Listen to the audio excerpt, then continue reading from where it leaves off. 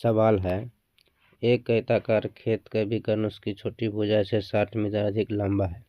यदि बड़ी भुजा छोटी भुजा 30 मीटर अधिक लंबा हो तो खेत की भुजाएं ज्ञात करें।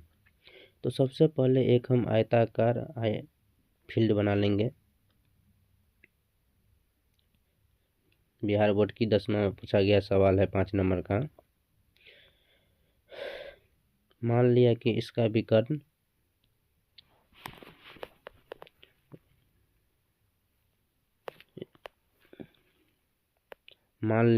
छोटी भुजा इसका x है।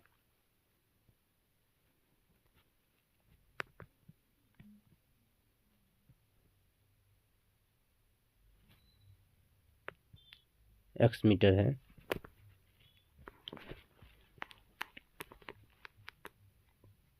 विकर्ण जो है इसकी वो छोटी भुजा से 60 मीटर अधिक है, तो ये हो जाएगा x प्लस 60 मीटर। विकर्ण को हम लिख लेंगे x प्लस 60 मीटर।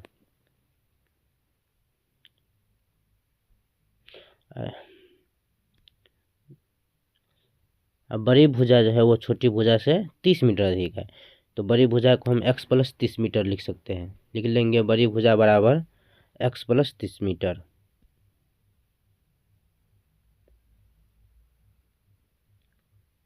अब देखिए तो ये एक ट्रायंगल बन रहा है, ये समकोण त्रिभुज बन रहा है। ये एक जिसकी कर्ण x प्लस 60 मीटर है, आधार x प्लस 30 मीटर है और ऊंचाई जो है वो x मीटर है।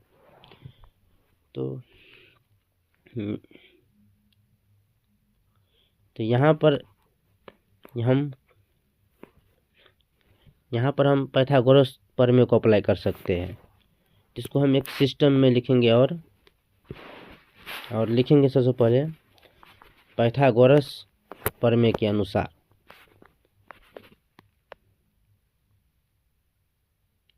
पाइथागोरस प्रमेय के अनुसार लिखना पड़ेगा हमको, क्योंकि 5 नंबर में पूछा गया सवाल है तो हमको बाय प्रोसेस से गुजारना होगा। बड़ी भुजा जो होती है विकर्ण, वो विकर्ण का स्क्वायर जो होता है वो बड़ी भुजा का स्क्वायर और छोटी भुजा के स्क्वायर के योग के बराबर होता है।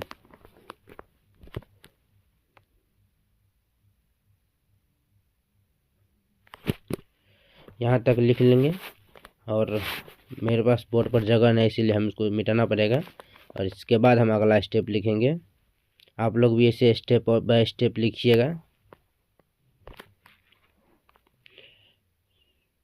सवाल में पहले फिगर बनाना पड़ेगा, फिर उसके बाद लिखना पड़ेगा क्या बोल रहा है नहीं बोल रहा है सवाल में।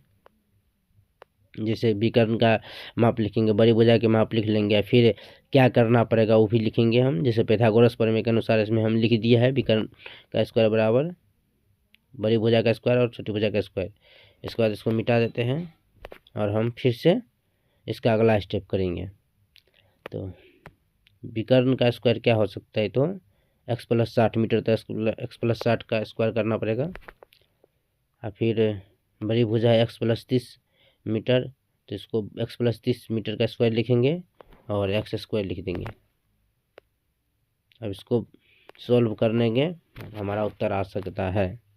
इसको हम लिखेंगे तो x स्क्वायर हो जाएगा, 60 का स्क्वायर 3600 होगा, और जब इसको एक ए बी करेंगे तो ये हो जाएगा 120x।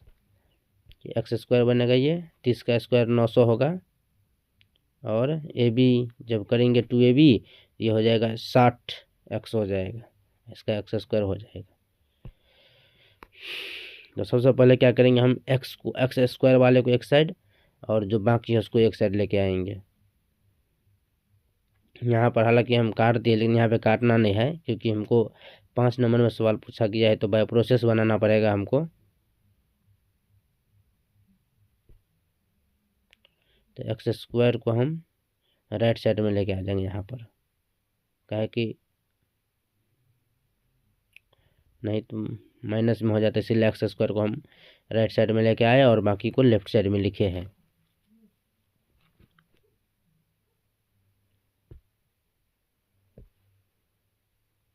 अब क्या करेंगे, हम यहाँ तक लिख करके जो घटाना, उसको घटा करके लिखेंगे। जैसे 3600 को घटाएंगे 900 तो 2700 होगा। 120 एक्स में से 60 एक्स घटाएंगे तो 60 एक्स बचेगा। बराबर करके इधर 2x में से हम x घटाएंगे तो x स्क्वायर बचेगा मेरा।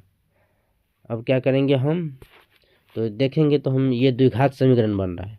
तो द्विघात समीकरण में हम लोग क्या करते हैं, इसका जो जीरो निकालते हैं वही हमारा उत्तर होता है।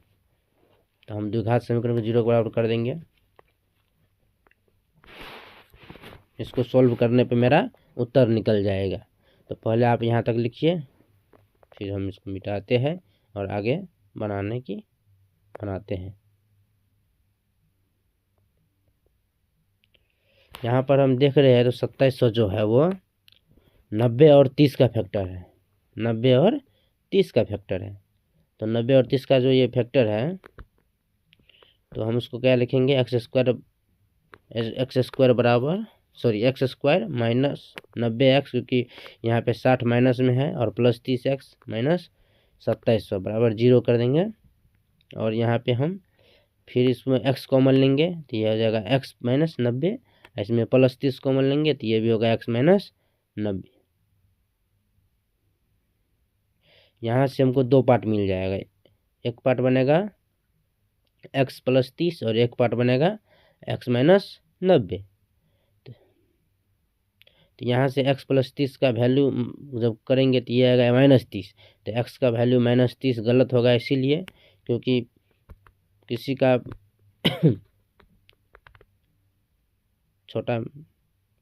छोटी भुजा x बराबर 90 आ गया, और बड़ी भुजा x प्लस 30 बराबर 90 प्लस 30 बराबर 120 मीटर आ गया। यही हमको निकालना था अंतर में।